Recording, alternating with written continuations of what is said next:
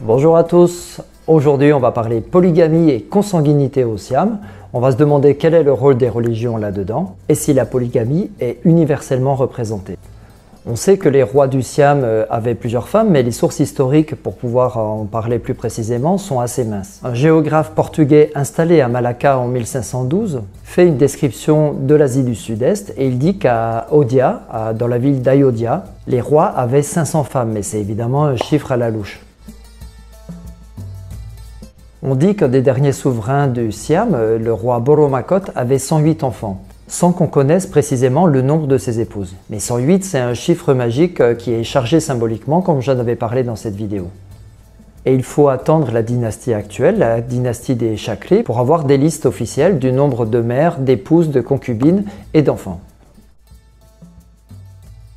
Dans son article Sex in the Inner City, la chercheuse Tamara Lut nous dit que sous le roi Rama V, une zone privée à l'intérieur du palais renfermait 3000 femmes, une véritable ville à laquelle le roi était le seul homme à avoir accès. Parmi ces femmes, 153 étaient considérées comme étant ses épouses, et il a eu 76 enfants avec 35 d'entre elles. En sachant que sa première paternité a eu lieu alors qu'il avait 15 ans et sa dernière alors qu'il avait 42 ans. Son père, le roi Rama IV, n'a eu que 50 femmes et il a eu 82 enfants avec 35 d'entre elles. Il faut dire qu'il a été moine jusqu'à son couronnement alors qu'il avait 47 ans et qu'il est mort 17 ans plus tard. Donc ça lui laissait assez peu de temps pour pouvoir régner sur son harem. On n'a aucun témoignage écrit qui viendrait de l'intérieur du palais, notamment des femmes du harem. Les descriptions et les chiffres viennent de deux sources principales, celle de Anna Leonowen, la célèbre anglaise du film Anna et le roi qui a raconté tellement de bêtises qu'elle est plus considérée comme une source fiable, mais je reparlerai d'elle dans une autre vidéo. Et on a aussi une source qui vient du docteur Malcolm Smith, qui lui s'est occupé de la mère de Rama V et a eu accès à des témoignages directs des femmes du palais, mais aussi des princes Chakrabongse et Prajadipik, le futur Rama VII. Contrairement aux autres occidentaux de son époque, son témoignage est largement absent de jugement de valeur sur le fonctionnement du palais et notamment sur la polygamie. Parce que les autres résidents occidentaux, forts de leur prétention au bien universel, ne se sont pas gênés pour critiquer le fonctionnement du palais, ce fonctionnement polygame qu'ils jugeaient comme arriéré et dégradant. Mais ce qu'ils leur reprochaient aussi était lié au tabou de l'inceste que les rois du Siam pratiquaient largement. 4 des femmes de Chulalongkorn étaient ses demi-sœurs et plusieurs autres étaient ses cousines.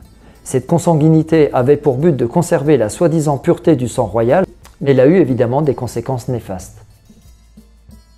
Sur ces 43 enfants qui étaient encore en vie à 15 ans, seule une dizaine atteignent l'âge de 50 ans.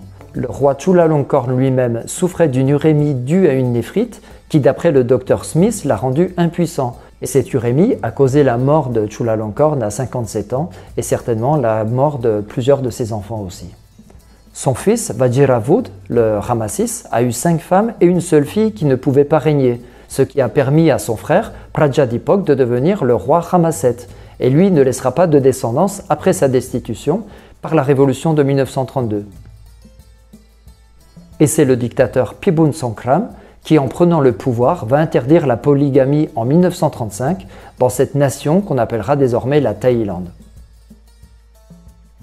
Et cette loi s'appliquera au roi, dont Rama VIII qui n'aura pas eu le temps de se marier avant de mourir, et son frère Rama IX, à qui on ne connaît qu'une seule épouse durant son long règne de 70 ans.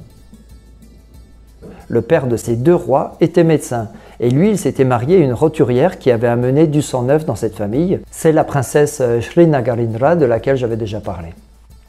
Le roi actuel, après son mariage avec la reine Sotida, a officialisé son union avec sa concubine qui a obtenu le titre de Chao Kun Phra, qui signifie la consort royale.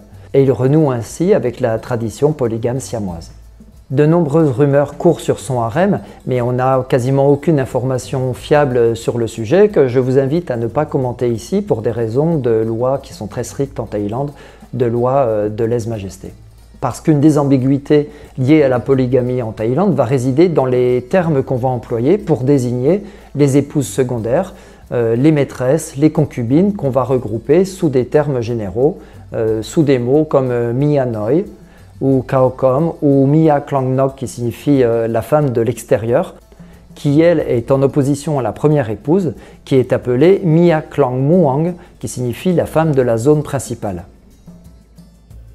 Mais cette pratique de l'épouse secondaire n'appartenait pas qu'à la monarchie, on la trouvait aussi dans la noblesse et chez les personnes riches, qui entretenaient une ou plusieurs mianoi, et c'était un symbole de virilité et de puissance.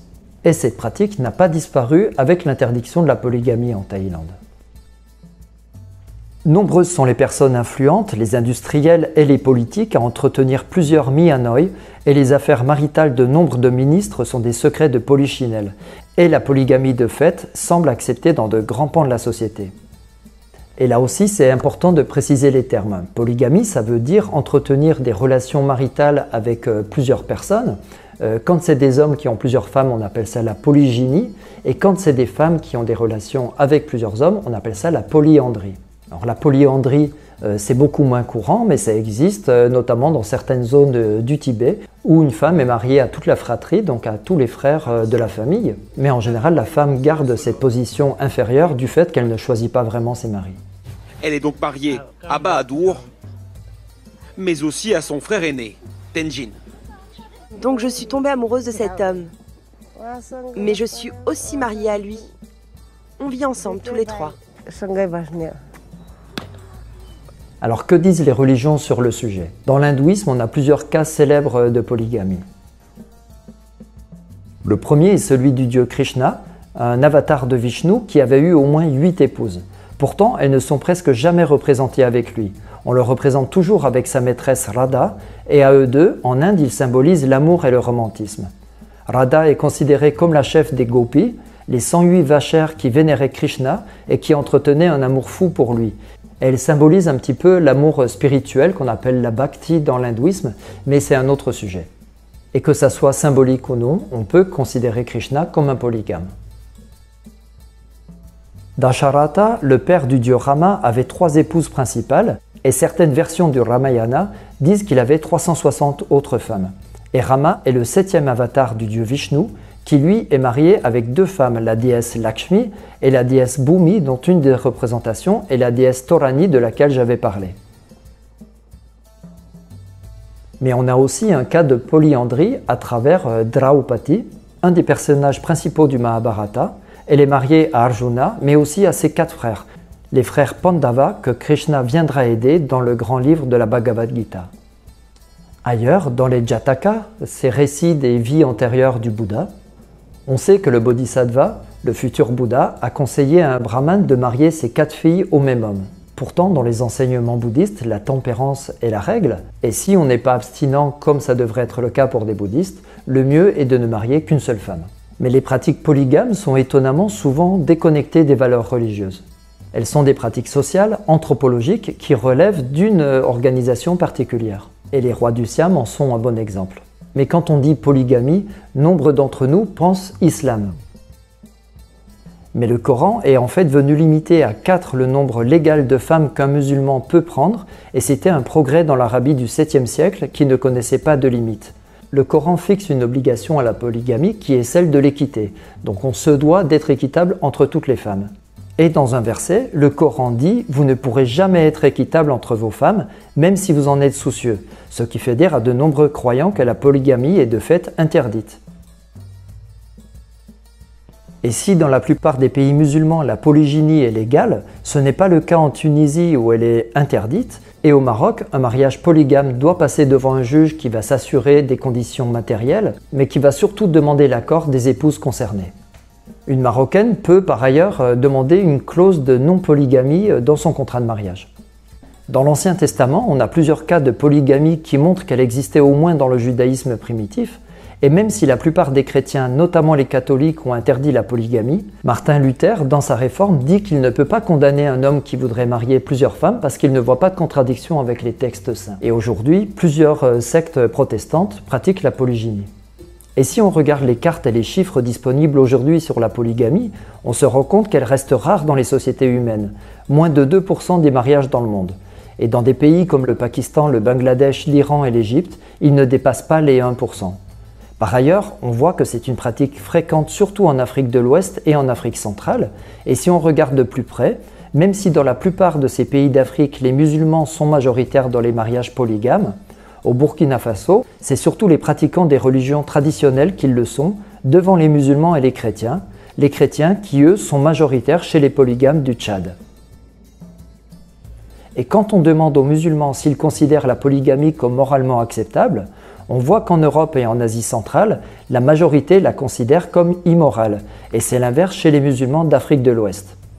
Et si on regarde en Asie, on voit que la majorité des musulmans indonésiens la considèrent immorale, contrairement aux Malais, mais surtout aux musulmans des États du sud de la Thaïlande qui s'en accommodent pour 66% d'entre eux. Et si on regarde une carte sur les chiffres de la polygynie en Inde, on voit que le Cachemire, qui est l'État le plus musulman de la Fédération indienne, est aussi celui où il y a le moins de polygames, et que plus on va vers l'Est, plus on se rapproche de l'Asie, et plus les taux de polygamie augmentent. Donc ça nous permet de dire que ce phénomène n'est pas religieux mais qu'il est plutôt social et que c'est sur cette base qu'on doit se battre contre cette violation du principe de l'égalité entre hommes et femmes consacré par l'article 16 alinéa 1 de la Déclaration universelle des droits de l'homme. Alors pour en revenir à la Thaïlande, ce qui est étonnant, c'est que les deux grands rois réformateurs du Siam que sont Rama IV et Rama V sont aussi ceux qui ont eu le plus de femmes dans leur harem. Mais il n'était pas très à l'aise pour rendre cette polygamie publique auprès des étrangers. Le roi Mongkut, devant la répulsion des Occidentaux face aux pratiques polygames de la monarchie, va être le premier à afficher une monogamie de façade en envoyant des portraits officiels du couple qu'il formait avec la reine Depsirindra comme cadeau diplomatique. Son fils Chulalongkorn en fera de même avec sa femme Saovaba, et on ne possède pas de photos de ces rois avec leurs nombreuses femmes. Mais on en a plusieurs où on les voit en famille restreinte, notamment avec une seule femme. On va néanmoins avoir plusieurs photos des enfants du roi Rama IV, parfois en sa présence, du roi Rama V, notamment une photo célèbre où on voit plusieurs princes classés par ordre de grandeur, mais jamais de photos des rois avec leurs femmes. Et dans la société thaï contemporaine, la Mia Noi, la concubine ou la deuxième femme entretenue secrètement par un homme, est un phénomène assez fréquent qui entre dans les raisons qui permettraient d'expliquer la prostitution, en tout cas une certaine forme de prostitution où une fille va se faire entretenir par un ou plusieurs hommes. Chez la Mia Noi comme chez la prostituée, l'homme qui va les entretenir est appelé pu upakara, qu'on traduit par sponsor en anglais et qu'on pourrait traduire par bienfaiteur en français. Le mot pu est un mot thaï qui signifie une personne, un homme, ce qui marque fortement le genre, et upakara est un mot sanskrit ou pali qui signifie aide ou support et qui en hindi et ourdou d'aujourd'hui désigne une bonne action.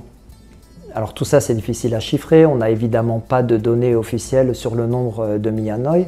C'est un sujet qui est tu en Thaïlande, mais on a 2 enquêtes sur l'adultère qui montrent que les hommes thaïlandais sont les premiers dans le classement mondial de l'infidélité. Et si vous allez lire l'article de Tamara Lut, vous verrez que le sujet de l'infidélité chez les femmes de Rama IV concerne les relations homosexuelles à l'intérieur du harem. Voilà, c'est un sujet qui est difficile, qui est complexe, qui est sensible, qui navigue entre patriarcat, entre notions légales et notions morales, entre domination, pouvoir et argent, et qui s'inscrit dans le temps long de l'histoire du Siam. Il renvoie aux notions de consentement, mais aussi aux relations contemporaines qui sont beaucoup moins encadrées socialement, que sont le polyamour, les relations ouvertes, qui sont ou ne sont pas de la polygamie. À voir. Voilà, merci d'avoir suivi cette vidéo. Je vous invite à vous abonner, à commenter, à liker, à partager. Et puis on se retrouve très bientôt pour un tout autre sujet. Bye bye.